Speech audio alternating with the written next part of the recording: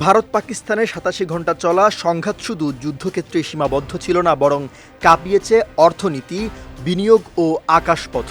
প্রতি ঘন্টায় সেখানে ক্ষতি হয়েছে $1 বিলিয়ন, মিনিটের হিসেবে প্রায় $17 লাখ।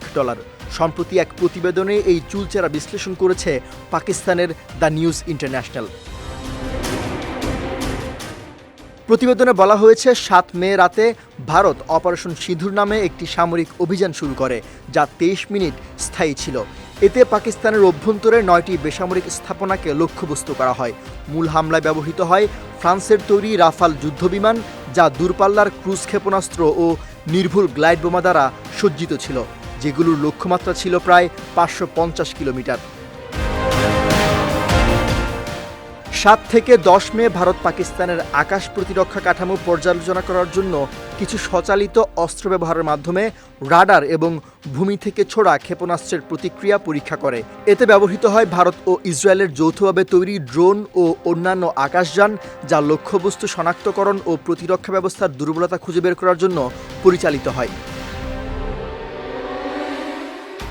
জবাবে পাকিস্তান তার বিমান বাহিনী, স্থলবাহিনী ও ক্ষেপণাস্ত্র ইউনিট নিয়ে সর্বাত্মক প্রতিক্রিয়া জানায়। পাকিস্তান বিমান বাহিনী তাদের প্রধান বহুমুখী যুদ্ধবিমান হিসেবে চীনের তৈরি J-10C নামের বিমান ব্যবহার করে, যা দূরপাল্লার ক্ষেপণাস্ত্র ও উন্নত বৈদ্যুতিক প্রতিরোধ ব্যবস্থা দ্বারা সজ্জিত ছিল।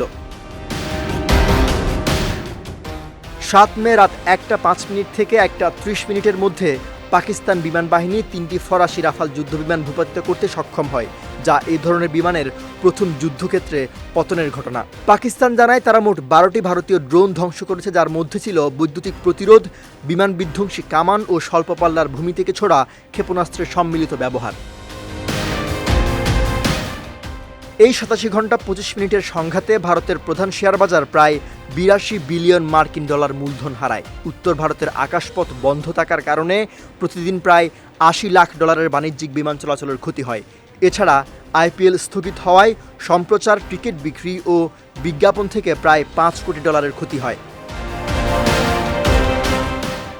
সামরিক খাতে প্রায় $১০ কোটি ও যুদ্ধবিমান ধ্বংসের ফলে প্রায় $৪০ কোটি ক্ষতি হয়েছে।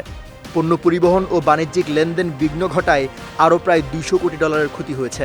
সব মিলিয়ে ভারতের ক্ষতির পরিমাণ দাঁড়িয়েছে আনুমানিক $৮৩০০ কোটি। অন্যদিকে পাকিস্তানের শেয়ার বাজার $২৫০ কোটি মূলধন হারিয়েছে। দেশটির ক্রিকেট লিগ স্থগিত, বাণিজ্যিক বিমান চলাচল বন্ধ, প্রতিদিনের সামরিক ব্যয় ও বৈদেশিক বিনিয়োগে আস্থা কমায় মোট ক্ষতির পরিমাণ দাঁড়িয়েছে আনুমানিক $৪০০ কোটি। সৈয়দ নওশাদ, বিজয় টিভি, নিউজ ডেস্ক।